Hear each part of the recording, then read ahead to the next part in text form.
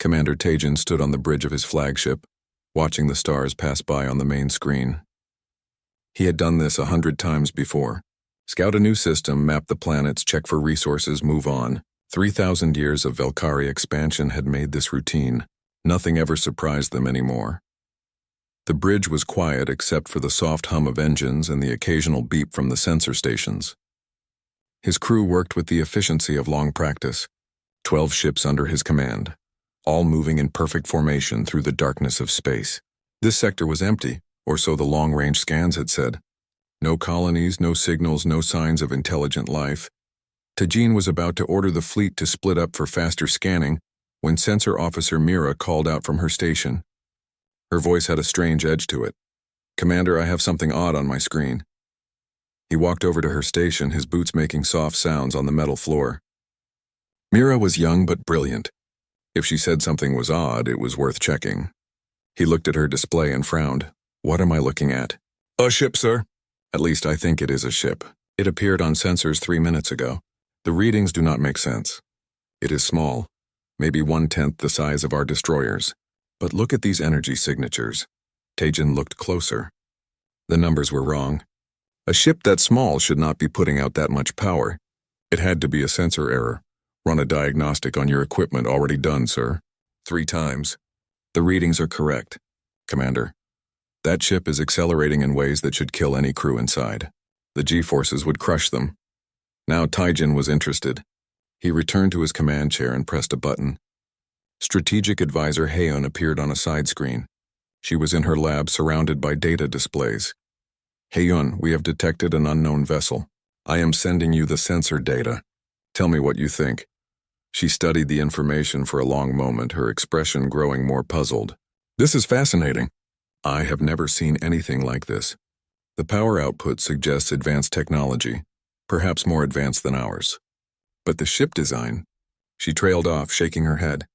"It does not match any known species in our database. Could it be automated? Possible, but unlikely. The movement patterns suggest intelligent control, decision-making. Someone is flying that ship." Heian leaned closer to her screen. "Commander, I recommend we attempt contact. This could be a new species, a first contact situation." Tajin considered this.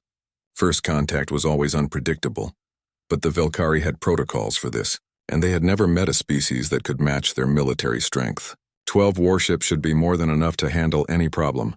All ships halt and form defensive formation. Prepare to send the standard first contact package. The fleet slowed and spread out, each ship taking position to support the others. It was a show of strength as much as a defensive measure. Tajin wanted this unknown ship to understand that the Velkari Empire was not to be threatened. The communications officer sent out the contact package. Mathematical sequences, universal constants, basic greetings in a format any intelligent species should be able to decode. Then they waited. 1 minute passed, 2, 5. The unknown ship did not respond. It did not run away either. It just hung there in space like it was waiting for something. "Sir, the vessel is changing position." Tajin watched the main screen. The small ship was turning, slowly and deliberately. It rotated until it was facing the Velkari fleet directly. Then it stopped. The bridge went silent. Everyone stared at the screen. The unknown ship sat there, nose pointed at them like a predator watching prey. For the first time in his long career, Tajin felt a chill run down his spine. "Sir, weapon systems are coming online on that vessel. Multiple energy spikes across its hull. Raise shields. Charge our weapons, but do not lock on. Continue trying to establish communication." Heian spoke from her screen, her voice urgent. "Commander, I have been analyzing the ship profile. It is covered in weapon emplacements. I count at least 40 visible mounting points, and there are probably more we cannot see. That level of armament is excessive for a ship that size unless what? Unless it expects to fight alone against multiple opponents. This is a warship, Commander, not a scout or explorer. A dedicated military vessel designed for combat." Tajin absorbed this information. 1 warship against 12. The odds were clearly in the Velkari favor. But something about the situation felt wrong. The unknown ship was not running. It was not hiding. It was just waiting, weapons ready, like it had no fear at all. Could it be bluffing? The power readings suggest otherwise. Whatever that ship is, it has the energy output to back up its aggressive posture. Before Tajin could respond, The communications console beeped. The officer there looked up in surprise. "Sir, we are receiving a response. It is in our own language. Put it on screen." The main display changed. A woman appeared sitting in what looked like a command chair. She wore a dark blue uniform with symbols and patches that meant nothing to Taijin. Her face was calm, almost relaxed, but her eyes were sharp and alert. Behind her, other crew members worked at various stations. The woman spoke, and the computer translated her words into Velkari. "I am Captain Jiwan of the United Nations Space Command vessel Indomitable. Your broadcast was received and decoded. We mean you no harm, but we will defend ourselves if necessary. State your intentions." Taijin stood up slowly. The woman tone was polite but firm. Not aggressive, but not intimidated either. He decided to match her approach. "I am Commander Taijin of the Velkari Empire. This sector has been claimed by our people. We did not expect to find anyone here. Your presence is noted, and we request information about your species and your purpose in Velkari space." Captain Jiwan tilted her head slightly. "This system is not marked as claimed territory in our star charts. We are on an exploration mission mapping new regions. We had no knowledge of your empire until 3 minutes ago." She paused. "However, we are willing to discuss this matter peacefully. We suggest both fleets maintain current positions while we talk." Taijin felt his confidence return. This was a negotiation now, and the Velkari always negotiated from a position of strength. He had 12 ships. She had one. The math was simple. We agreed to talk, but you should understand that the Velkari Empire has controlled this region for centuries. We have the right to determine who may travel here. Captain Jiwan smiled, but it did not reach her eyes. "We understand your position. However, we also have rights. Humanity does not recognize claims on empty space. We will not fire unless fired upon, but we will not be ordered away from regions we have as much right to explore as anyone else." The tension on the bridge increased. Taijin felt his crew watching him, waiting for orders. This human captain was not backing down. She sat there on her screen, calm and ready while her ship bristled with weapons pointed at his fleet. He made a decision. "Very well, we will continue this discussion. But Captain Jiwan, you should know that you are outnumbered 12-1. If this situation turns hostile, the outcome is certain." The human captain's smile became a little wider. "Commander Taijin, I appreciate your honesty. Let me return the favor. The Indomitable is ready for any outcome. We hope for peace, but we prepare for war. That is the human way." She leaned forward slightly. "Now, shall we begin proper first contact procedures, or do we continue with threats?" Taijin sat back in his chair, studying the woman on his screen. Something in her tone bothered him. She was not frightened at all. 1 ship against 12, and she acted like the odds did not matter. What did she know that he did not? Behind him, Mira whispered to another officer, but he heard her words clearly. "That ship, those energy readings. I think we might have made a terrible mistake." Taijin had the same thought, but it was too late to back down now. The Velkari Empire did not retreat from single unknown vessels. They would continue this contact, learn what they could about these humans, and then decide on the next step.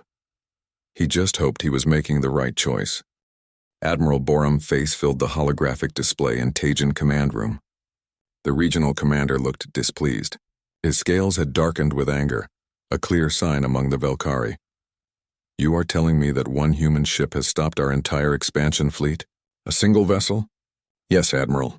Taijin kept his voice steady. "Their technology is far beyond what we expected. My analysts believe that engaging them would result in the total loss of my fleet. That is unacceptable." Borum slammed his fist on his desk. "The Velkari Empire does not back down from inferior species. We have dominated this region for 3,000 years. We will not be intimidated by newcomers. With respect, Admiral, they are not inferior. They may be superior to us in military capability." Borum's eyes narrowed. "Then we will demonstrate our strength. Show them what the Velkari can do.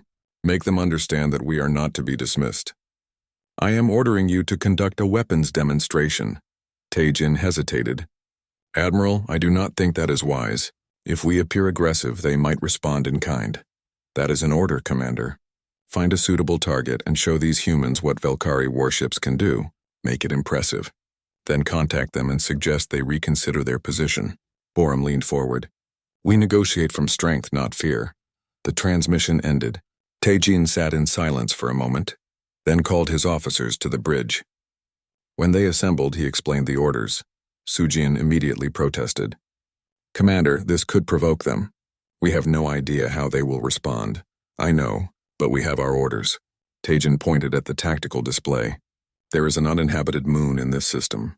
We will use it as our target. Sujin, coordinate with the other ships. I want a full barrage, enough to be impressive but not wasteful. How many ships? 3 destroyers. Make it coordinated and precise. Show them we know what we are doing. Taejin opened a channel to Captain Jiwon. The human appeared on his screen, looking curious. Commander Taejin. Is something wrong? Captain. My superiors have requested that we demonstrate our military capabilities. This is standard procedure in first contact situations for the Valkyrie. We want to ensure mutual understanding of our respective strengths. We will be conducting a weapons test on an uninhabited moon in this system. Jiwon's expression did not change. I understand. We will observe with interest. The 3 Valkyrie destroyers moved into position. They were massive vessels, each one over a kilometer long. Their weapons arrays glowed with building energy. Aboard the Indomitable, the human crew watched the preparations. Lieutenant Kyung studied his sensors. They are targeting the second moon. Full power charge on particle beam weapons and kinetic launchers. This is going to be quite a show. Jiwon nodded. Record everything. Let them have their moment. The Valkyrie attack began. 3 destroyers fired simultaneously. Particle beams lanced across the void, striking the moon surface with tremendous force. Rock vaporized instantly. Kinetic projectiles followed, slamming into the surface at incredible speeds. Explosions bloomed across the moon. Mountains collapsed. Craters formed. Massive gouges in the surface. The barrage continued for 30 seconds. A devastating display of coordinated firepower. When it ended, the moon was scarred and broken. Entire sections of the surface had been melted into glass. It was an impressive demonstration by any standard. Taejin reopened the channel to Jiwon. As you can see, Captain, the Valkyrie Empire possesses significant military strength. We felt it was important that you understand this. Jiwon smiled politely. Very impressive, Commander. Your weapon systems are quite effective. The coordination between your ships was excellent. Thank you. I hope this clarifies our position. It does. Jiwon leaned back in her chair. If you are finished with your demonstration, would you like to see ours? Taejin felt a cold sensation in his stomach. Your demonstration, of course. You showed us your capabilities. It seems only fair that we show you ours. There is another moon in this system, about 3 times the size of the one you targeted. We can use that one if you have no objections. Taejin looked at Haeun, who stood nearby. She nodded slowly. He turned back to the screen. We have no objections. Please proceed. Excellent. Please observe. Jiwon made a gesture and the transmission changed to show the Indomitable exterior. The ship began to move, gliding away from its position with smooth, precise movements. On the Valkyrie flagship, every sensor locked onto the human vessel. Mira called out readings. Energy spike. Massive power buildup. Commander, the readings are off the scale. Whatever they are about to do, it is going to be enormous. All ships, maximum alert, Taejin ordered. But hold fire unless I give the command. The Indomitable positioned itself facing the larger moon. A section of its hull opened, revealing a massive weapon. Energy crackled around the barrel, visible even in the vacuum of space. The buildup was slow, deliberate, giving everyone time to watch and understand what was coming. Aboard the human ship, Jiwon spoke calmly to her crew. Planetary siege cannon, full power. Single shot. Fire when ready. The weapon discharged.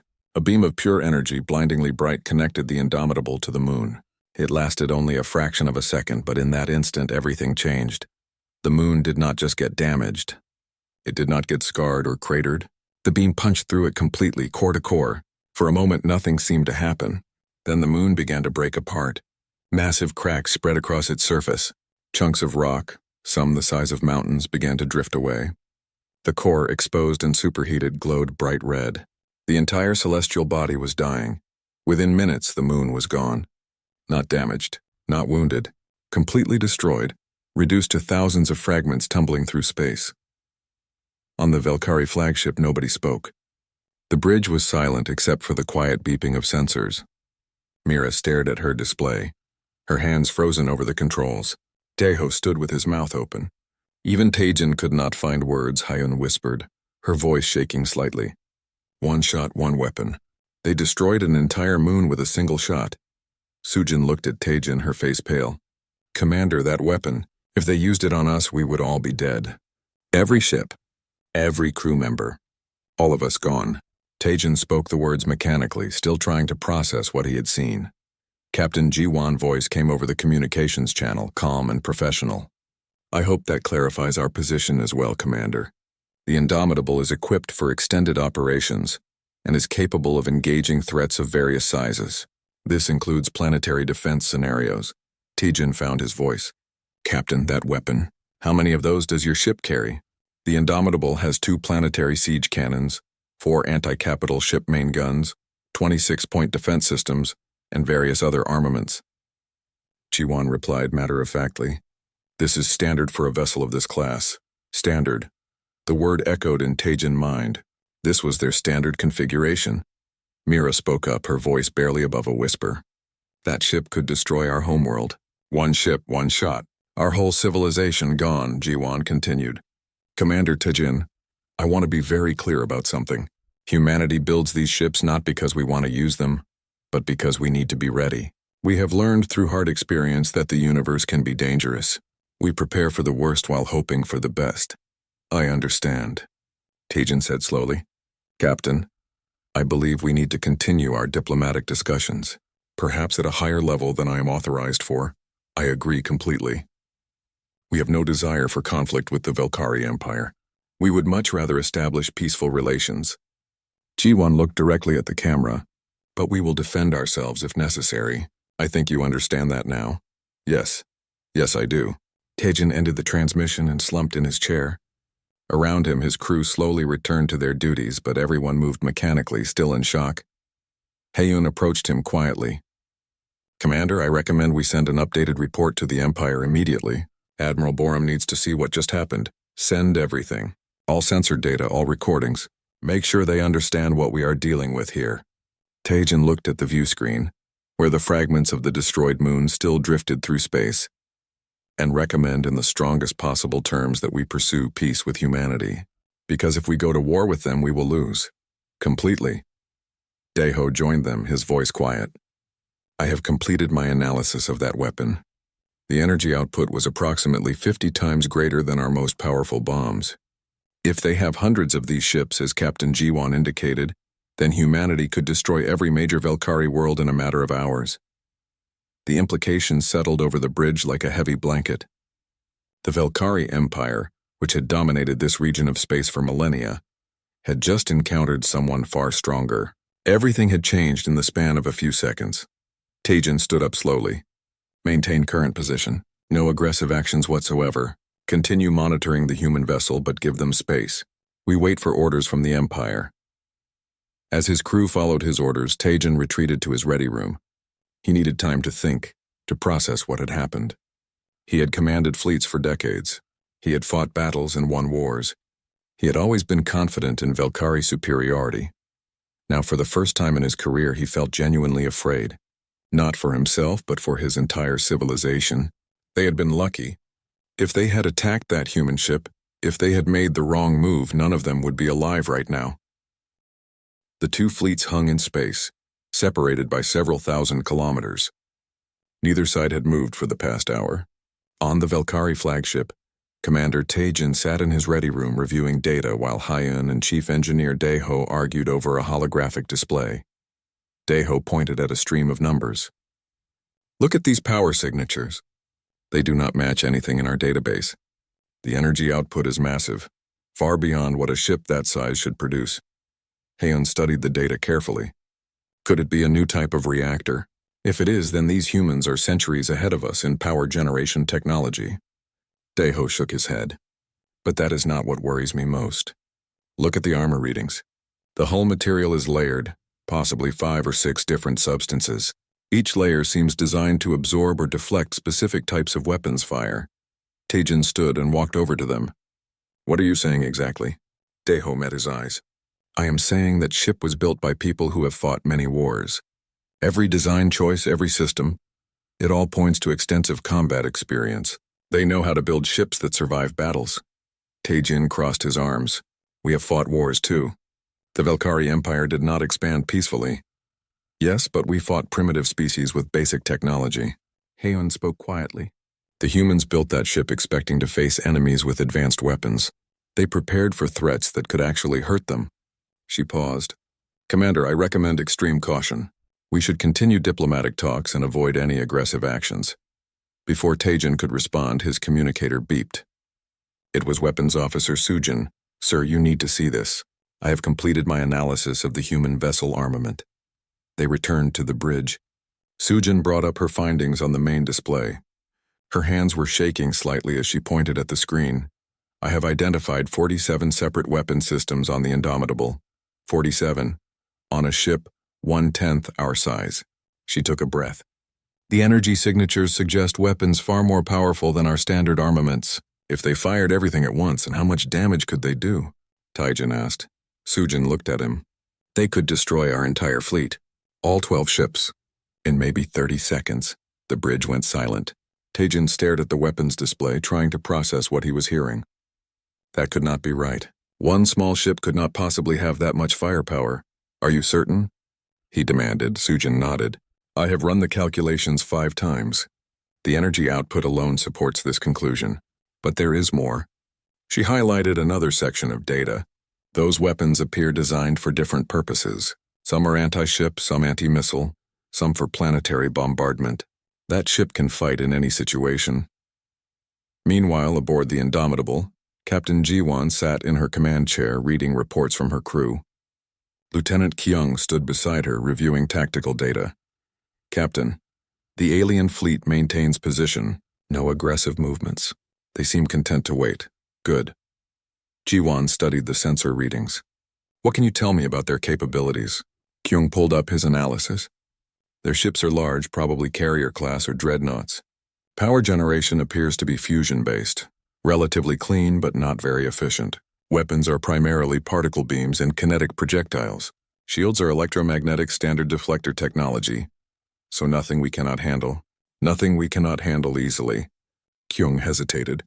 Captain, those are big ships with lots of crew. If this turns into a fight, there will be significant casualties on their side. Ji-won nodded. Which is why we will do everything possible to avoid that outcome. The mission is exploration, not conquest. We talk first, fight only if necessary. A communication request came through. Ji-won accepted it. Commander Taejin appeared on her screen and she noticed he looked less confident than before. Captain Ji-won, thank you for accepting my call. I would like to continue our discussion in a more formal manner. Perhaps we can establish proper diplomatic protocols between our peoples. Ji-won smiled. I'm glad to hear that, Commander. Humanity values peaceful relations with other species. What would you like to know about us? Taejin seemed to choose his words carefully. Your ship is impressive. Your technology is clearly advanced. We would like to understand more about human civilization. How long have you been traveling through space? We achieved faster-than-light travel about 200 years ago. Before that, we spent several centuries exploring our own solar system. Our expansion has been gradual and careful. And your military capabilities? Taejin asked.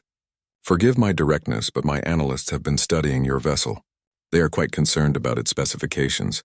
Ji-won considered how much to reveal. The Indomitable is a standard cruiser in the United Nations Space Command fleet. We have larger ships and smaller ones. Our military philosophy is based on deterrence and defense. We build strong ships because history taught us that being weak invites aggression. A standard cruiser. Taejin repeated the word slowly. So you have many ships like this one? Hundreds, plus support vessels, carriers, destroyers, and dreadnoughts. Ji-won watched his reaction carefully. But please understand, Commander, humanity is not interested in conquest. We explore because we are curious. We build weapons because we are cautious. There is a difference. Taejin was quiet for a moment. May I ask a difficult question? Of course, why does a single ship need 47 weapon systems? Ji-won allowed herself a small smile. Because we learned long ago that preparation prevents problems. The Indomitable travels alone sometimes, far from support. It needs to handle any threat independently. She leaned forward. Let me ask you something, Commander. How many wars has the Valkyrie Empire fought? We have had conflicts during our expansion. Minor resistance from less developed species. Nothing that truly challenged us. Humanity has fought hundreds of wars. Not against other species, but against ourselves. For thousands of years before we left our planet, humans fought each other constantly. We learned warfare in the hardest way possible. By the time we reached the stars, we had become very, very good at it. This information seemed to disturb Tejan. You fought your own kind for thousands of years? Yes. Different nations, different beliefs, competition for resources. It was brutal and wasteful, but it drove innovation. Every advance in technology was immediately weaponized. Every defensive measure was countered by a new attack method. When we finally unified and looked outward, we brought all that knowledge with us. So your entire species is militarized? Not exactly. Most humans live peaceful lives. We have artists, scientists, teachers, farmers, but we also have a strong military because we know the universe can be dangerous. We hope for the best, but prepare for the worst. She paused. Commander, I am telling you this not to threaten you, but to help you understand us. We do not want to fight the Velkari Empire. We would much rather be friends. Tejan nodded slowly. I appreciate your honesty, Captain. I will relay this information to my superiors. In the meantime, I suggest we both maintain our current positions and continue these talks. Agreed. Jiwan ended the transmission and turned to Kyung. What do you think? I think they are scared of us. And honestly, they should be. Kyung looked at his tactical display. But they are handling it well. No aggressive moves, just lots of talking. That suggests intelligence and restraint. Good. Keep monitoring them. If anything changes, let me know immediately. Back on the Velkari flagship, Tejan called a meeting with his senior officers. Haeun, Daeho, Sujin, and several others gathered in the conference room. We have a problem, Tejan began. The humans are far more powerful than we anticipated. They have hundreds of ships like the Indomitable, and apparently even larger ones. Their entire civilization is built around warfare. Haeun raised her hand. Not exactly, Commander. They said they are built around preparation. There is a difference. They fight when necessary, but they prefer peace. Can we trust that? One of the other officers asked. Consider their actions so far. Haeun gestured at the display. They have not threatened us. They have not moved aggressively. Captain Jiwan has been remarkably open about their capabilities. If they wanted to destroy us, they could have done it already. Sujin spoke up. But the question remains, what do we do now? We came here to claim this sector for the Empire. Do we proceed with that plan or do we back off? Tejan looked around the table. I am open to suggestions. We should contact the Empire immediately, Daeho said. This is beyond our authority. We need guidance from the Empress herself. Agreed. Tejan made his decision. Send a priority message to the homeworld. Include all our sensor data and recordings of our conversations with Captain Jiwan. We will wait here for instructions. And if the humans try to leave before we receive orders? Another officer asked. We let them go. Tejan said firmly. We do not engage unless they fire first. Is that understood? The officers nodded. As they left the conference room, Haeun stayed behind. Commander, may I speak freely? Of course, I think this is a historic moment. We have found a species that might actually be our equals or possibly our superiors. How we handle this will determine our future. Maybe the future of the entire empire. She looked at him seriously. I believe we should pursue friendship with humanity. They could be valuable allies, or dangerous enemies if we make a mistake. Exactly. Haeun smiled slightly, which is why I am glad you are being so careful. The throne room of Empress Miyung was a vast space filled with holographic displays and ancient artifacts from 3,000 years of expansion. The Empress herself sat on a raised platform, her advisors arranged around her in a semicircle. Today they were discussing the most important issue the Empire had faced in centuries. Admiral Borum stood at the center, his voice loud and angry. Your Majesty, I urge immediate military action. We must gather our forces and strike before these humans can establish a stronger presence in our territory. They are a clear threat to the Empire. Empress Miyung raised a hand for silence. Her voice was calm but carried absolute authority. Admiral, I have reviewed Commander Tejan reports. I have watched the recordings of the human weapons demonstration. Tell me, how do you propose we defeat an enemy that can destroy moons with single shots? Borum hesitated. We have numbers, Your Majesty. One ship, even a powerful one, cannot stand against our entire fleet. We have thousands of vessels across the Empire. Commander Tejan stepped forward. With respect, Admiral Borum is wrong. The humans have stated they possess hundreds of warships similar to or larger than the Indomitable. If even 10% of that is true, they could destroy every major world in the Empire within days. Our numbers mean nothing against that level of firepower. Borum glared at him.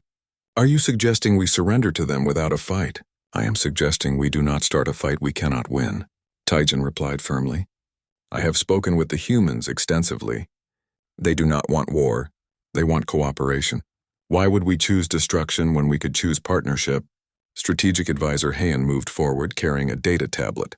Your Majesty, I have prepared a comprehensive report on human civilization. May I present my findings? Please proceed. Heian activated the holographic display. Images of Earth, human cities, and historical records appeared floating in the air.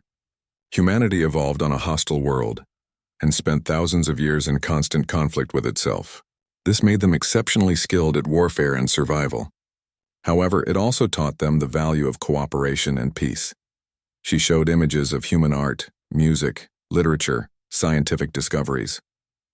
But look at what they have also created. Beauty, innovation, profound philosophical works. They are not mindless warriors. They are a complete civilization with depth and complexity. Their military strength is matched by cultural richness.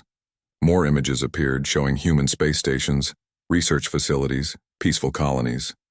They build weapons, yes, but they also build schools and hospitals. They prepare for war but hope for peace. They are strong enough to destroy their enemies but wise enough to prefer making friends instead. Empress Miyung studied the images carefully.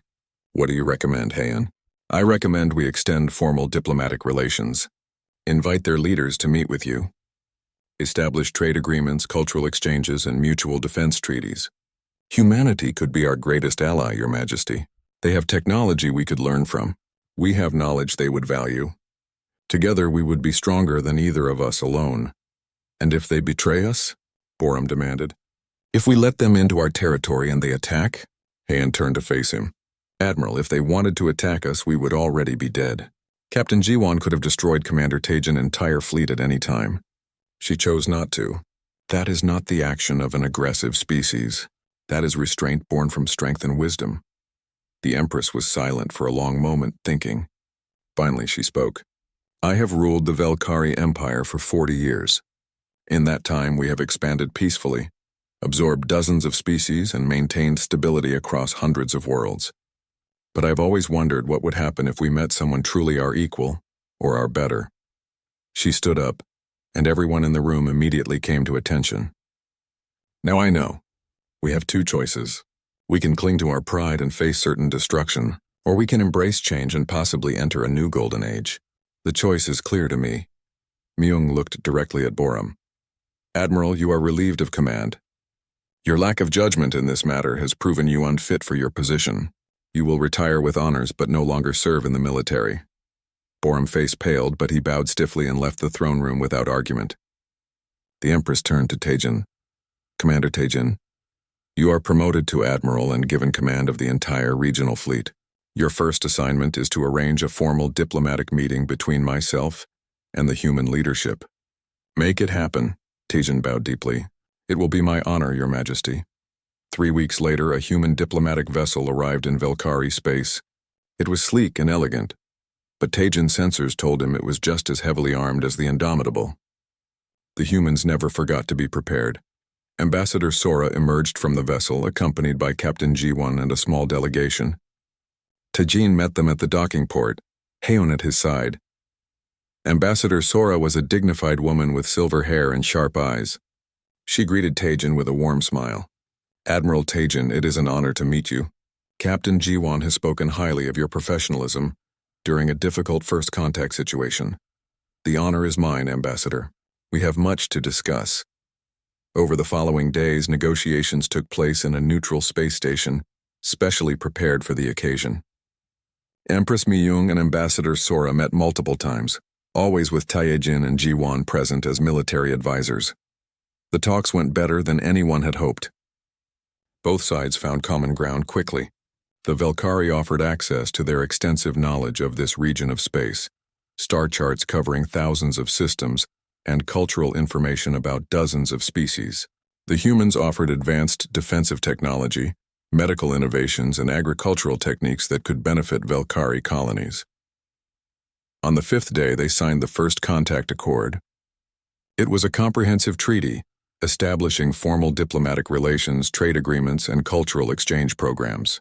But the most important part was the Mutual Defense Pact. Empress Myung explained her reasoning. For 3,000 years, the Velkari have been the dominant power in this region. We have grown comfortable, perhaps complacent. Meeting humanity has reminded us that the galaxy is vast and full of unknowns. If you are this powerful, there may be others equally strong that we have not yet encountered. Together we can face whatever comes. Ambassador Sora nodded. Humanity has learned that allies are precious. We have fought alone for so long. Having friends, real friends who we can trust, that is valuable beyond measure. We will honor this treaty with our lives if necessary. After the formal ceremonies ended, Taijin and Ji-won found themselves alone on an observation deck, watching the stars together. They had developed a cautious friendship over the weeks of negotiations. Can you believe how close we came to disaster? Taijin said quietly. If I had ordered my fleet to attack, if you had taken that as an act of war, we both showed restraint when it mattered. Ji-won replied.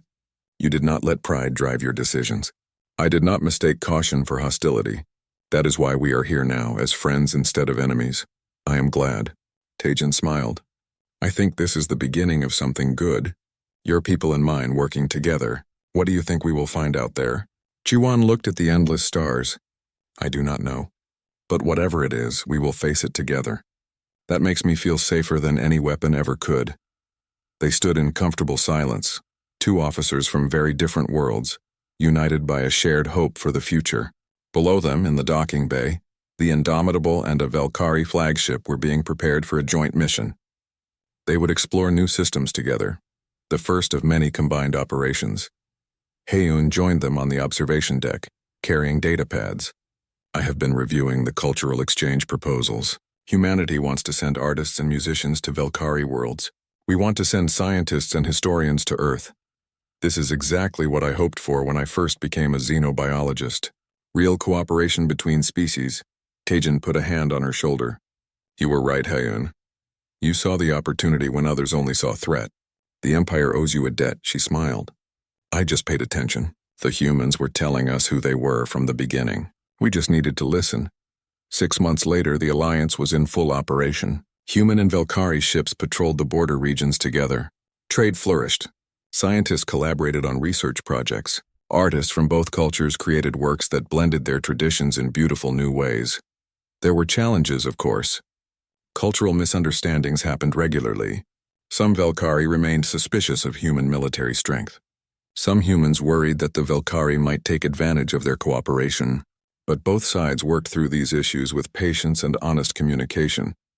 Admiral Taijin commanded a mixed fleet now, human and Velkari ships working side by side. He had come to deeply respect human professionalism and efficiency. They were excellent allies, always reliable, always prepared. Captain Ji-won had been promoted to Commodore and led the Human Diplomatic Protection Force. She spent half her time in Velkari space and had learned their language fluently. She had even started appreciating Velkari art, which was very different from human styles but equally beautiful. One day they received a joint message. Long-range sensors had detected something new. A massive structure of unknown origin, far beyond explored space. 3 days had passed since the demonstrations. The Velkari fleet remained at a respectful distance from the Indomitable, and both sides had maintained regular communication. Haeun had become the primary liaison with the humans, spending hours each day in conversation with Captain Ji-won. Today, Ji-won had agreed to a more in-depth discussion about humanity. Haeun sat in her quarters aboard the flagship, surrounded by displays showing various pieces of information the humans had shared. Ji-won's face appeared on the main screen. Thank you for agreeing to this conversation, Captain. My people are very curious about humanity. We have so many questions, I am happy to answer them. Ji-won smiled warmly. Understanding leads to better relations. What would you like to know? I think the most important question is the one Commander Taijin asked before. Why? Why does your species build ships with such devastating weapons? What drives that level of preparation? Ji-won was quiet for a moment, choosing her words carefully. To understand that, you need to understand where we come from. Let me show you something. The screen changed to show images of Earth. Haeun leaned forward, fascinated. It was a beautiful world, blue and green, with white clouds swirling across the surface. This is our homeworld, Earth, Jiwon explained. It looks peaceful, does it not? But Earth is what we call a death world. The gravity is stronger than most habitable planets. The weather is extreme and unpredictable. Storms that can level entire cities, earthquakes that crack the ground open, volcanoes that can change the climate. The images change to show natural disasters. Hurricanes, tornadoes, tsunamis. Heian watched with growing horror. And that is just the planet itself, Jiwon continued. The life on Earth is equally dangerous. We evolved alongside predators that could kill us easily. We were not the strongest or fastest. We survived by being smart, adaptable, and cooperative. More images appeared. Large predatory animals with sharp teeth and claws, tiny creatures that carried deadly diseases, plants that could poison with a touch. Your world tried to kill you constantly, Heian said slowly. Yes, and that shaped us. We learned to prepare for threats, to plan ahead, to build tools and weapons. But the planet was not our only enemy. Jiwon's expression grew more serious. We also fought each other. The screen showed human history. Ancient battles with swords and spears, medieval sieges with catapults and arrows, modern warfare with tanks and aircraft. Each image more advanced, more devastating than the last. For thousands of years, humans fought other humans. Different tribes, different nations, different beliefs. We competed for resources, for territory, for power. Every generation knew war. Every advance in technology was turned into a weapon. Jiwon's voice was sad but steady. We created terrible things. Bombs that could destroy entire cities, diseases engineered to kill, weapons that could end all life on our planet. Heian felt sick. How did you survive? Barely. Several times we came close to destroying ourselves. But eventually we learned. We realized that we were stronger together than apart. We formed a global government, unified our species, and looked outward instead of fighting inward. Jiwon smiled slightly. But we did not forget the lessons we learned. We remembered that the universe can be dangerous, so when we built our first starships, we built them to survive anything. So every ship is a warship. Every ship is capable of defense. Some are specialized for combat, like the Indomitable. Others are explorers or cargo vessels, but they still have weapons. Because we learned that being unprepared means being vulnerable, and being vulnerable means someone might hurt you. Heian thought about this. But you said you prefer peace. How does that fit with all these weapons? We prefer peace because we know the true cost of war, Jiwon said firmly. We have seen what happens when people fight. The death, the destruction, the suffering. We do not want that. But we also know that sometimes, despite your best efforts, conflict happens. When it does, we want to be ready. We want to be strong enough that others think twice before attacking us. She leaned forward. Think of it this way, Heian. We carry weapons not because we want to use them, but so we do not have to. Our strength is our best guarantee of peace. If everyone knows we can defend ourselves, they are less likely to attack. And if they do attack, we can end the conflict quickly, which means less suffering overall. Heian was beginning to understand. So your entire philosophy is about deterrence. Deterrence and preparedness. We hope for the best but plan for the worst. We extend friendship first, but we keep our defenses ready. We talk before we fight. But when we fight to win quickly and decisively. The screen changed again, this time showing human cities. Tall buildings, parks with trees, people walking peacefully, then universities, hospitals, art galleries, finally space stations and colonies on other planets. This is what most humans do, Jiwon said. They live normal lives. They create art, study science, raise families. Our military exists to protect this, to make sure that peaceful people can continue being peaceful. Heian studied the images. They looked happy. The humans in the pictures were smiling, working together, building things. They did not look like warriors. They looked like people. Captain, may I ask a personal question? Of course, do you like being a military officer? Do you enjoy commanding a warship? Jiwon smiled, but there was sadness in it. I am good at my job. I take pride in protecting my crew and my people. But if I could choose, I would rather be exploring peacefully. I would rather be making friends with new species than worrying about whether we might have to fight them. The fact that I command a warship is necessary, but it is not my first choice. That is honest. I think honesty is important in situations like this. You need to understand us, and we need to understand you. So let me ask you something, Heian. What is the Velkari Empire like? What drives your people? Heian thought carefully before answering. We are explorers and collectors. We love knowledge, new experiences, new things. For 3,000 years, we have expanded across the stars, finding new worlds, cataloging new species. We are not conquerors by nature. Most species we encounter are far less advanced than us, and we simply absorb them into the empire peacefully. And if they resist, then we use force, but usually not much is needed. Our ships are large and impressive. Most species surrender without real fighting. Heiyun paused. Until we met you, we had never encountered anyone who could challenge us militarily. We have grown comfortable, perhaps too comfortable in our dominance. Jiwan nodded thoughtfully. That makes sense. When you are always the strongest, you stop preparing for serious threats. We never had that luxury. Even after we unified, we kept preparing because we knew we might meet someone dangerous out here in the galaxy. And you found us instead, Heiyun said with a slight smile. And we found you. Jiwan returned the smile, which could be a good thing for both of us. You have 3,000 years of exploration and knowledge. We have strong defensive capabilities and technology that might interest you. Perhaps we can help each other. I would like that. Heiyun said sincerely. I have been fascinated by everything you have shared. Your history is violent, yes, but also incredibly resilient. Your people survived things that would have destroyed most species. That is admirable, thank you. We try to learn from our past mistakes. Speaking of which, there is something I should mention. The Indomitable is classified as a light cruiser in our fleet. Heiyun blinked. A light cruiser? But the firepower. We have heavier ships, battle cruisers, carriers, dreadnoughts. The Indomitable is designed for long-range patrol and rapid response. It is meant to operate independently, which is why it has so many weapon systems. Our larger vessels are even more heavily armed.